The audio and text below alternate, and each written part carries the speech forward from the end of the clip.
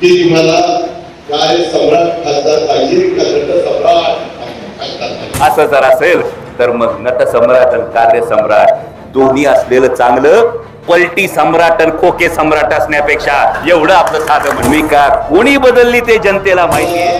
आता हवेली आणि शिरूर लोकसभा मतदारसंघाला ठरवायचं की तुम्हाला काय सम्राट खासदार पाहिजे का नट सम्राट खासदार पाहिजे, हे तुम्ही त्या ठिकाणी बघा.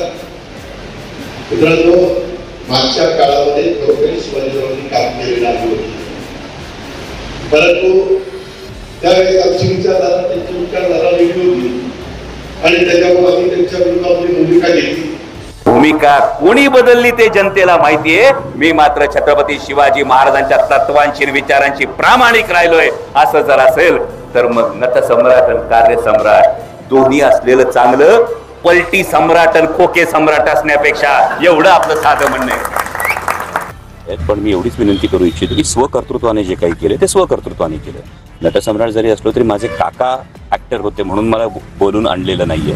मी माझ्या स्वतःच्या कर्तृत्वावर जे आहे ते केलेलं आहे. आदरणीय दादांनी त्यांच्या पक्षाध्यक्षांचा पार्लमेंटचा परफॉर्मन्स बघावा आणि माझ्यासारख्या एका सर्वसामान्य कुटुंबातल्या व्यक्तीचा पार्लमेंटरी परफॉर्मन्स बघावा आणि मग त्यामुळे दादाच कार्यसम्राट ही अशी शाबासकी ती नक्की पाठीवर देतील. कारण त्यांच्या पक्षाच्या राज्याच्या अध्यक्षांपेक्षा जर तुम्ही नटसम्राट म्हणून हिणवत असाल तर माझा पार्लमेंटरी परफॉर्मन्स उजवा आहे. एकदा लेखाजोखा आपण जनतेसमोर ठेवा.